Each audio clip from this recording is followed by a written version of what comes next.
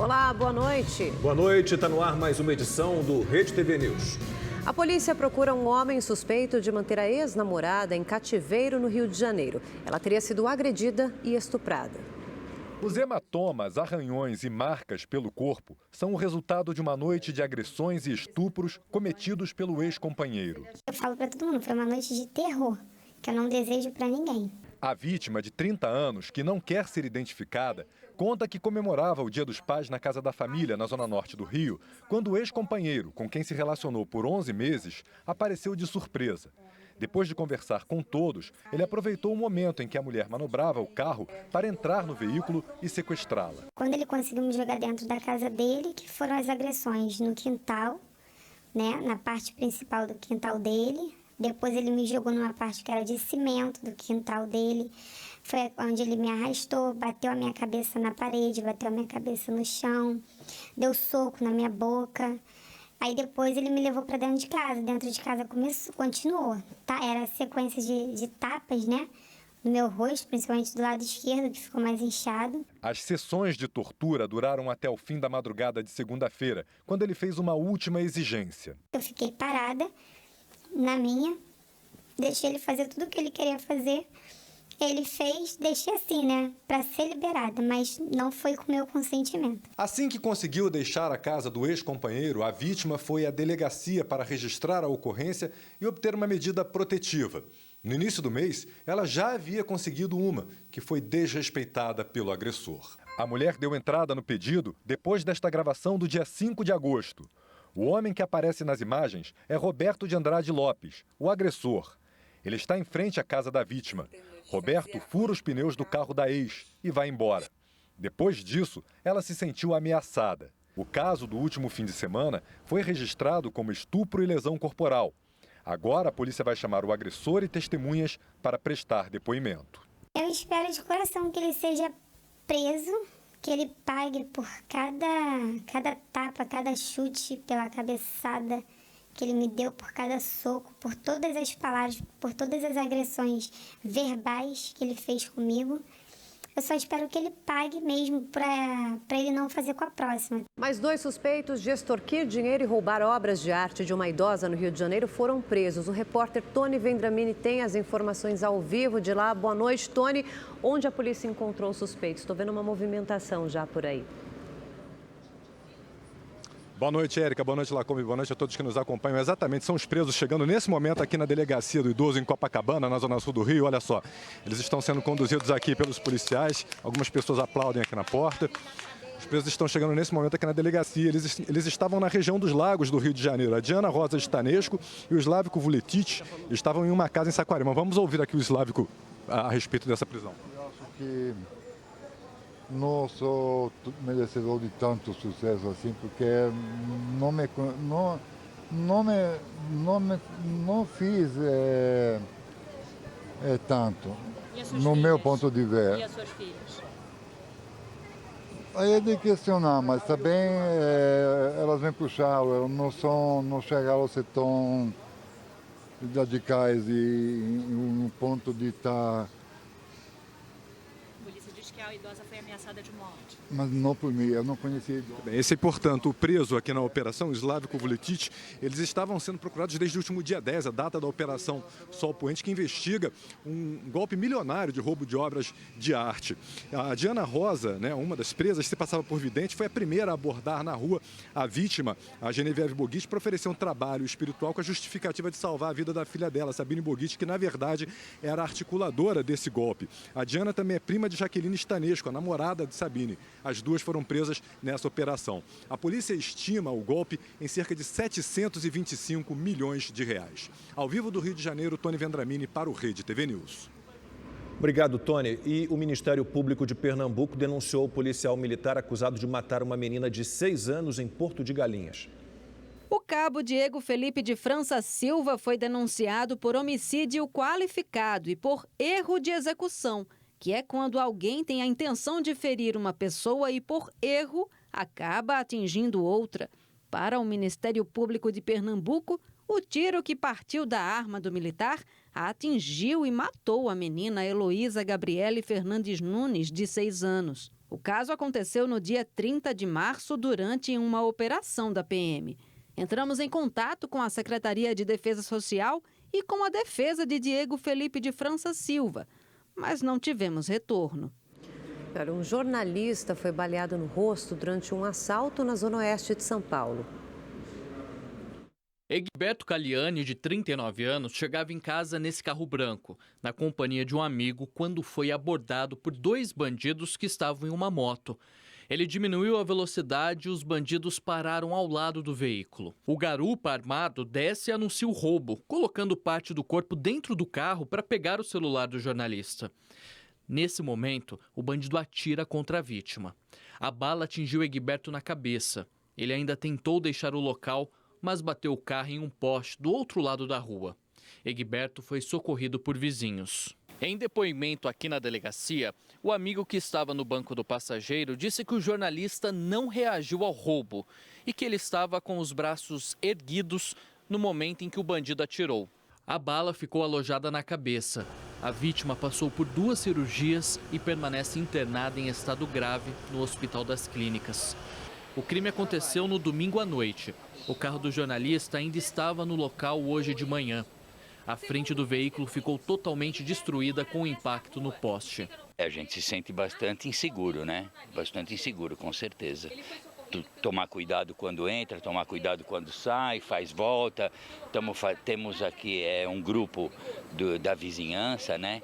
Vamos tentar fazer agora uma vizinhança solidária para reforçar. Tá difícil.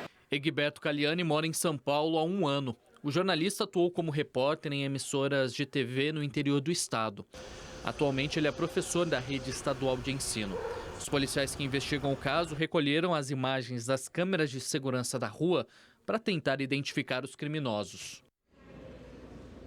No Rio Grande do Norte, um homem tentou fugir da polícia numa carroça depois de esfaquear a própria mulher. A perseguição foi registrada por uma câmera instalada na viatura da polícia no último domingo em Extremoz, na Grande Natal. Os policiais encontram o agressor fugindo em uma carroça e dão ordem de parada, mas ele desobedece. Vai acabar com o acidente aqui, fugiu uma carroça. Estamos aqui só acompanhando. Os agentes tiveram que disparar uma arma de choque contra ele para realizar a prisão. Segundo as investigações, o homem de 34 anos agrediu a esposa com um facão. Ele foi autuado em flagrante por violência doméstica e lesão corporal. O criminoso já tinha condenações e responde à justiça por roubos e receptação. Um incêndio num pátio do Detran em Belo Horizonte destruiu 50 veículos. O fogo teria começado num terreno vizinho. 5 carros do Corpo de Bombeiros foram enviados para combater as chamas. A Polícia Civil informou que os veículos atingidos serão avaliados e que os pátios credenciados do Detran têm seguro. O incêndio está sendo agora investigado. Um passageiro bêbado quebrou poltronas de um avião que ia para o Recife. Faltando cerca de 30 minutos para o pouso, o homem começou a se exaltar e tripulantes tentaram contê-lo. Já com a aeronave em solo, o passageiro foi detido por agentes da Polícia Federal. Ele é de Minas Gerais, tem 34 anos e trabalha como vendedor ambulante. Acabou liberado depois da audiência de custódia. Um temporal com queda de granizo provocou estragos em várias cidades do Rio Grande do Sul. Em Porto Alegre, um homem de 45 anos morreu. Várias cidades do estado ainda se recuperam do temporal com ventos que ultrapassaram os 120 km por hora, chuva de granizo e raios. O evento climático que atingiu o Rio Grande do Sul deixou prejuízos por onde passou. Já na região metropolitana, 338 mil pessoas chegaram a ficar sem energia elétrica. Também devido aos danos, Canoas, Gravataí, Eldorado do Sul e Cachoeirinha suspenderam as aulas da rede municipal. Essa estabilidade ela já está saindo do estado, ela se encontra na região norte e nordeste, em direção a Santa Catarina e Paraná, né? Mas estamos monitorando até porque já há uma previsão de uma nova entrada de frente fria para amanhã e começar a estabilidade de novo no estado a partir da tarde do dia de amanhã. Muitas mulheres arriscam a vida quando decidem fazer aborto. A prática é ilegal, mas é fácil encontrar a oferta de procedimentos médicos e também remédios para interromper uma gravidez. Você acompanha agora uma reportagem exclusiva. A nossa equipe conversou com parentes de mulheres que morreram depois de fazer um aborto e também conseguiu contato com clínicas clandestinas que realizam o procedimento. A vida é um direito garantido por lei. Está na Constituição Federal. Para muitos juristas, ela começa quando se inicia a gravidez. Quanto custa uma vida? Não tem preço. Não tem preço, né? Você arriscaria a sua vida para tirar outra vida? Jamais. Eu acho que quem pode tirar a vida é quem deu, Deus. A Elemari carrega a dor de perder uma filha. A Aline tinha 26 anos quando morreu por complicações de um aborto ilegal em 2016. A jovem já tinha 2 filhos de homens diferentes. Agora estão com 12 e 15 anos e moram com os pais. Eu acho que, por mais que você não queira um filho que seja de um relacionamento tumultuado, que você não goste de a pessoa, é melhor você tentar outra maneira para ter esse filho do que você perder sua vida. A Aline interrompeu a vida dela com 26 anos. Os filhos até hoje sofrem a falta dela, a família sente muita falta dela. A mãe não sabia que a Aline estava grávida. Ela viajou com uma amiga para fazer o procedimento em uma clínica clandestina. Saiu saudável e voltou num caixão. A amiga providenciou o velório e apresentou um atestado de óbito, declarando que a jovem morreu por consequência de um traumatismo craniano. A família desconfiou, chamou a polícia e interrompeu o velório. A autópsia, no entanto, revelou que a morte foi por hemorragia, em decorrência do aborto. O técnico de enfermagem ficou preso uma época, depois conseguiu entrar com habeas corpus para responder em liberdade, saiu, já tornou a fazer esse outro procedimento numa outra mulher, só que felizmente ela não faleceu e a amiga fugiu. De acordo com a Organização Mundial da Saúde, cerca de 19 milhões de abortos inseguros são praticados por ano. A estimativa é que 13% das mortes maternas são provocadas pela prática abortiva. Essa mulher tinha 22 anos quando abortou. Mesmo não tendo o desejo de ser mãe, acabou engravidando do namorado. No momento eu não estava com, vamos dizer, estruturas tanto financeiras como também psicológicas. E também não era uma opção viável porque eu nunca me imaginei sendo mãe. Ela comprou um medicamento abortivo pela internet e tomou. O aborto aconteceu 24 horas depois. Você sentiu dor? Sim. A cólica, eu acho assim, não posso comparar porque eu nunca tive, mas a cólica acho que era basicamente as contrações mesmo. Você se arrepende? Não. Faria de novo? Não faria de novo, mas agora eu me cuido o dobro em relação a isso. Mesmo sendo ilegal, não é difícil encontrar um medicamento abortivo. Nós entramos em contato com 2 mulheres que vendem o produto. Nossa produtora consegue retorno pelo WhatsApp. Não sei se isso futuramente pode me afetar, sabe? Se um dia eu resolver ser mãe, se isso vai me afetar de alguma forma. Eu também queria saber se é seguro, sabe? Se eu vou sentir muita dor. Como que funciona certinho, né? Como que eu devo tomar. A suposta vendedora dá a entender que acabou de provocar o segundo aborto nela mesma. Em relação à dor, é muito relativo de organismo para organismo. Geralmente dá uma cólica menstrual forte. Meu primeiro procedimento, por exemplo, eu não senti assim nada de dor. E essa vez que eu tô fazendo, inclusive eu tô fazendo agora o procedimento, né? Fiz quando eu não lembro se foi sábado, foi no sábado. E eu senti muita cólica, sabe? Minha barriga ficou sensível, assim. Mas acredite que a dor é o menor, assim, dos problemas. Questionada sobre os riscos futuros... Agora, em relação a você querer ser mãe depois, não tem problema nenhum, não te causa nenhuma infertilidade, ao contrário.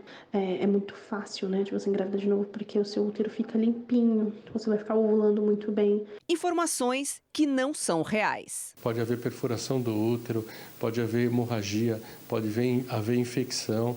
Em alguns casos, a paciente perde até a vida. Tem casos que a paciente às vezes é obrigada a fazer uma retirada do útero, que é a histerectomia, por perfuração e por infecção. Ela pode ter um processo inflamatório do útero, que chama endometrite, pode produzir aderência de uma parede do útero na outra, que chama sinéquia, pode produzir obstrução tubária, com certeza absoluta. Um aborto pode levar a consequências futuras e causar uma infertilidade. No Brasil, a pena para quem pratica o aborto varia de 1 a 10 anos de prisão, dependendo da forma como foi provocado. Neste prédio funciona uma clínica clandestina e o contato é feito somente pelo WhatsApp. Nossa produtora se passou por uma gestante que gostaria de fazer um aborto. Ela apresentou um exame de gravidez de outra pessoa e o atendimento prosseguiu.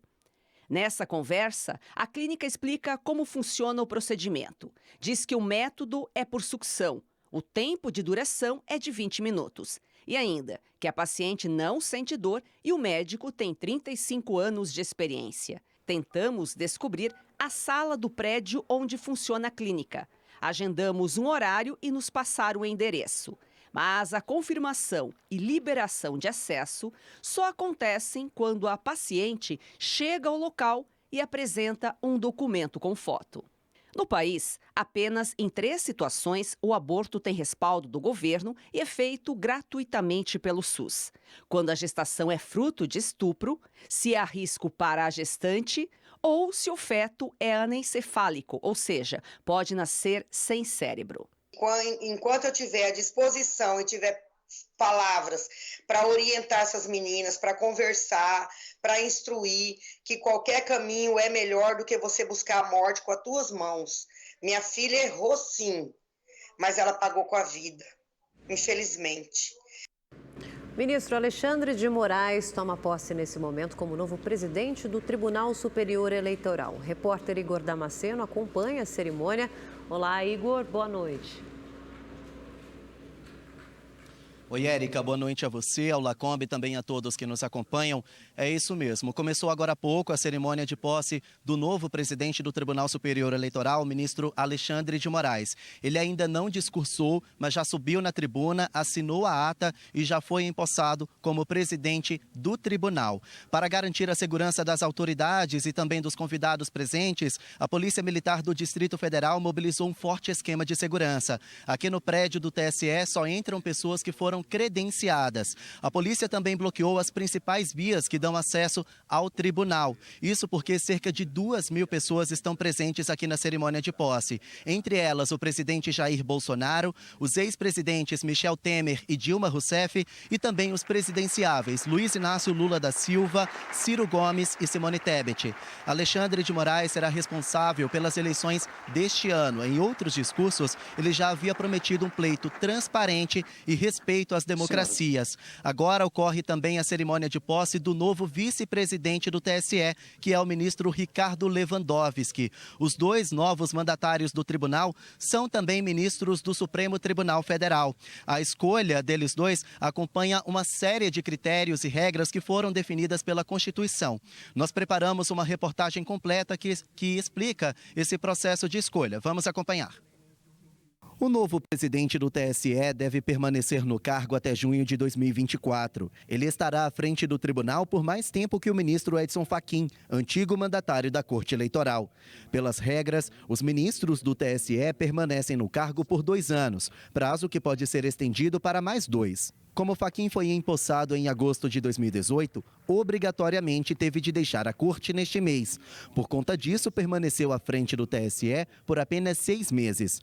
O tribunal é formado por no mínimo 7 ministros, sendo 3 do Supremo Tribunal Federal, um dos quais é escolhido como presidente da Corte Eleitoral, 2 ministros do Superior Tribunal de Justiça, sendo um eleito corregedor-geral da Justiça Eleitoral, e 2 juristas da advocacia, nomeados pelo presidente da República. O processo de escolha é feito pela própria corte de origem. Então, o STF escolhe 3 dentre os seus membros, o STJ escolhe 2 dentre os seus membros para compor durante 2 anos, renováveis por mais 2, a Corte Eleitoral. Cabe ao Tribunal Superior Eleitoral diplomar o presidente e o vice-presidente da República. O tribunal também é a última instância da Justiça, responsável por julgar recursos apresentados por candidatos e partidos contra os tribunais regionais eleitorais, que administram o processo eleitoral nos estados e municípios. Também cabe ao TSE responder às consultas sobre matéria eleitoral feita por autoridades. Essas respostas dão as diretrizes sobre o que pode ou não ser feito por candidatos, partidos e demais autoridades, antes e durante as eleições. O Senado promulgou a lei que flexibiliza as leis trabalhistas em momentos de calamidade pública. As novas regras vão poder ser adotadas no Brasil ou em municípios, estados e no Distrito Federal. A pandemia da Covid-19 foi considerada calamidade pública e a lei poderá ser aplicada em situações semelhantes ou em casos de enchentes e secas, por exemplo. Com a promulgação, o texto autoriza o Poder Executivo a adotar medidas trabalhistas alternativas e o Programa Emergencial de Manutenção de Empregos e Renda. A lei permite a adoção do regime de teletrabalho, suspensão da exigência dos recolhimentos do FGTS, regime diferenciado de banco de horas, aproveitamento e antecipação de feriados, concessão de férias coletivas e antecipação de férias individuais. A maior vantagem que a lei trouxe para o nosso ordenamento jurídico é justamente a segurança jurídica para todas as partes envolvidas e também para preservar os empregos desses empregados que foram atingidos por uma calamidade e dar uma estabilidade, dar um respiro para as empresas, porque em 2020 nós tivemos grandes exemplos de empresas que fecharam as portas. O período máximo de duração previsto para as regras é de 90 dias, mas o prazo pode ser prorrogado enquanto durar o estado de calamidade. A promulgação foi publicada no Diário Oficial da União. Nós só precisamos ter um olhar cauteloso em relação a essa lei para que a calamidade pública seja decretada de fato quando houver a necessidade, que ela cumpra todos os seus requisitos e que essas ferramentas só sejam utilidades em caso de extrema necessidade, para que não haja supressão injustificada dos direitos dos empregados. O presidente Jair Bolsonaro promulgou o Tratado da Organização das Nações Unidas sobre o Comércio Internacional de Armas. O documento foi aprovado pelo Congresso Nacional em 2018 e ratificado pelo então presidente Michel Temer. O decreto cria sistemas de controle sobre compra e venda internacional de armas e munições. O objetivo é combater o comércio ilegal e o uso de armamentos em casos que envolvam a violação de direitos humanos. A rede de internet 5G chegou a mais 3 capitais: Curitiba, Goiânia e Salvador. São Paulo, Brasília, Belo Horizonte, Porto Alegre e João Pessoa já estavam usando a 5ª geração de internet móvel. De acordo com a Anatel, até o fim deste mês, mais 4 cidades terão o novo sinal ativado. A previsão é de que até outubro todas as capitais tenham a tecnologia que oferece maior velocidade de conexão. A gente está de volta. A partir de hoje, o preço da gasolina está mais barato. Essa é a terceira queda em 3 meses. Desde a primeira redução, em 19 de julho, o preço já caiu 0,53%. Fazia tempo que não se via o litro da gasolina a menos de R$ 5,00 nos postos de combustíveis. Com a nova redução, anunciada pela Petrobras, vai diminuir um pouco mais. A queda na refinaria foi de 4,8%, ou seja, o litro está 18 centavos mais barato, passando de R$ 3,71 para R$ 3,53. E isso para as distribuidoras. Já para o consumidor, neste posto em Osasco, na Grande São Paulo, a gasolina passou a ser vendida a R$ 4,89. Se avaliarmos desde a primeira redução, em 19 de julho, quando o litro custava R$ 5,19, a queda foi de 30 centavos. Tá bem melhor, tá bem melhor. Ajuda, né? Ajuda. A minha média, geralmente eu tento abastecer R$50 por dia, né? Essa é a minha média, para fazer o meu lucro, né? Tá conseguindo agora, nessas 3 semanas, essas 3 reduções aí, tá conseguindo voltar então essa tua meta aí? Tô conseguindo, sim. O Josimar estava distraído e abasteceu com etanol, mas geralmente ele usa gasolina. Hoje eu não me atentei e coloquei o etanol mesmo, mas hoje seria bom colocar a gasolina. O álcool também diminuiu, de R$ 13,79 para R$ 3,59. Preço menor significa movimento maior nos postos. O que acontece é que quando o posto tem mais movimento, nós temos uma saída maior, uma galonagem maior, e com isso também a gente traz aí até uma margem melhor para o próprio cliente poder abastecer mais, tirar os carros da garagem. Ainda que a redução na bomba seja pequena, o preço do combustível reflete em outros produtos, influenciando na inflação e deflação. Índices que mexem no bolso do consumidor. Minha estimativa é que no mês de agosto a gente vai ter uma deflação mais profunda do que a gente estimava antes, e no mês de setembro a gente vai ter uma inflação menor, em função apenas dessa redução do preço da gasolina. No caso em agosto, a gente estimava uma deflação em torno de 0,20, a gente vai ter uma inflação em torno de 0,28. No caso do mês de setembro, estimava uma inflação em torno de 0,34, vai ser uma inflação em torno de 0,26, 0,25. O preço da gasolina também reflete no diesel e este teve uma queda mais acentuada. Nas 3 reduções, passou em média de R$ 7,99 para R$ 6,89. R$ 1,10 a menos. Essa cascata ela é mais pronunciada no caso do diesel, né? Que é uma parte mais importante dos preços, dos custos de transporte de todos os bens e serviços que a gente consome. Mas isso vai acabar se refletindo também nos preços de outros bens. Começa oficialmente a campanha eleitoral no país. Depois do intervalo, você vai ver como foi o dia dos candidatos à presidência. Até já.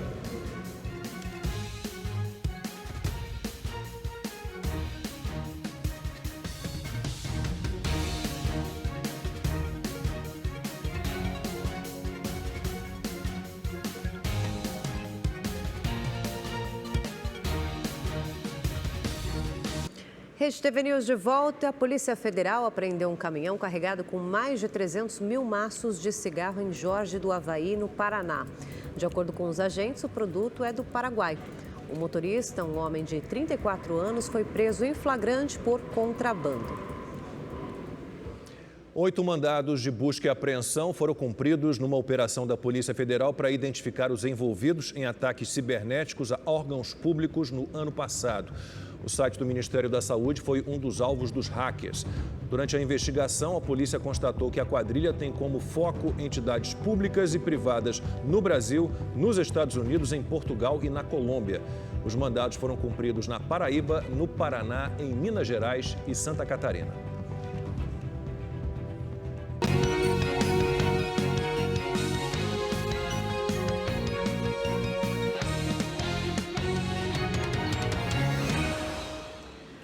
Vamos ver agora o que fizeram os candidatos à presidência da República no primeiro dia oficial de campanha. Os mais bem colocados nas pesquisas cumpriram a agenda na região Sudeste, que concentra 45% dos eleitores. Pela manhã, Jair Bolsonaro, do PL, foi a Juiz de Fora, Minas Gerais. Ainda no aeroporto, teve um rápido encontro com líderes religiosos. Depois, foi recebido por um grupo de apoiadores. Centenas de motociclistas aguardavam o candidato para uma motociata pelas ruas da cidade. No centro de Juiz de Fora, Bolsonaro subiu em um trio elétrico. O local é o mesmo onde ele tomou uma facada na campanha de 2018. O presidente fez um rápido discurso ao lado da primeira-dama, Michele Bolsonaro, e do candidato a vice da chapa, Braga Neto. Eu também sou mineiro, uai! Minas Gerais é nossa! Minas é Brasil! Aqui eu renasci! Amo a todos vocês! E nesse dia, nessa hora, estamos dando a largada onde tentaram nos parar em 2018. Em seguida, Bolsonaro voltou para Brasília para participar da posse do novo presidente do Tribunal Superior Eleitoral, ministro Alexandre de Moraes.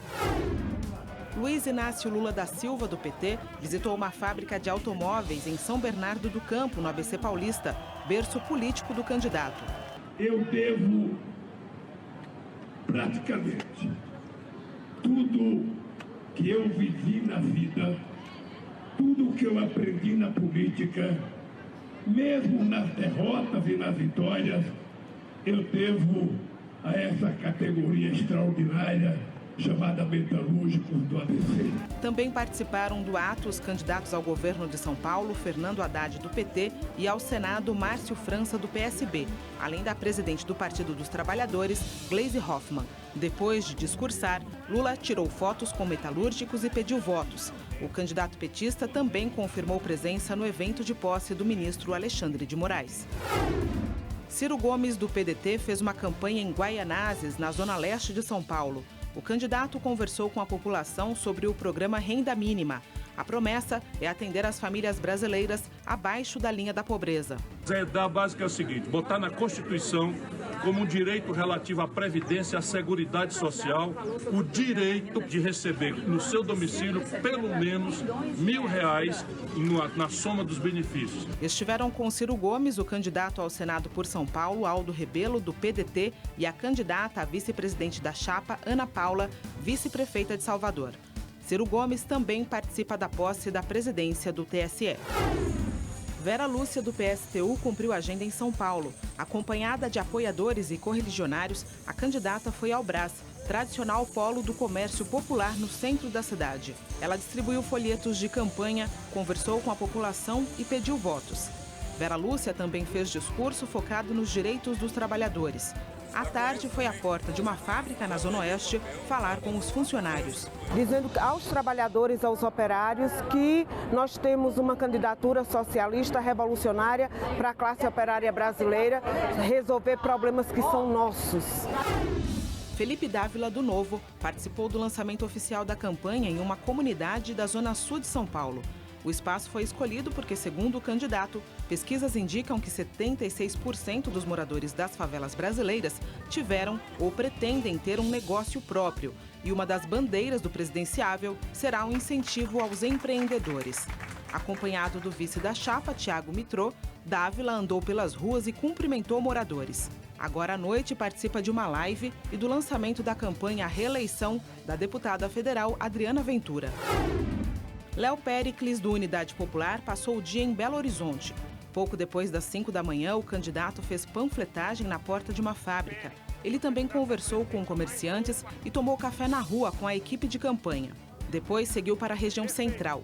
Na Praça 7 de Setembro, uma das mais movimentadas da cidade, distribuiu material de campanha e pediu votos à população. Agora à noite participa do lançamento oficial da campanha na ocupação Carolina Maria de Jesus. Soraya Tronic, do União Brasil, se reuniu em São Paulo com equipes de comunicação e de marketing da campanha para tratar das gravações do programa eleitoral e para fechar os palanques nos estados. A candidata também deu entrevistas. Simone Tebet, do MDB, participou de um encontro com representantes do setor da cultura em São Paulo. Agora ela está em Brasília, na posse da nova presidência do TSE. Pablo Marçal, do PROS, deu entrevista coletiva de lançamento oficial da campanha. Sofia Manzano, do PCB, deu entrevistas e participou de um evento na Faculdade de História da USP.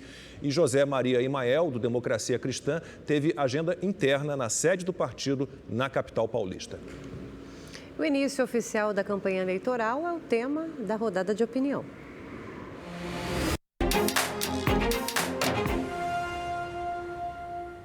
O que mudou de ontem para hoje? Bom, para começar, as redes sociais amanheceram inundadas de pedidos de voto e jingles de campanha. Até o faraó dos bitcoins, preso por crimes financeiros, é candidato a deputado federal com o mote garçom libertador, visionário e generoso. As campanhas de Lula e Bolsonaro largam de patamares distintos. Lula é favorito há muito tempo, com 45% das intenções de voto, segundo as últimas pesquisas. Mas Bolsonaro cresceu com a ajuda da PEC dos benefícios eleitorais, redução dos combustíveis e perspectivas melhores na economia.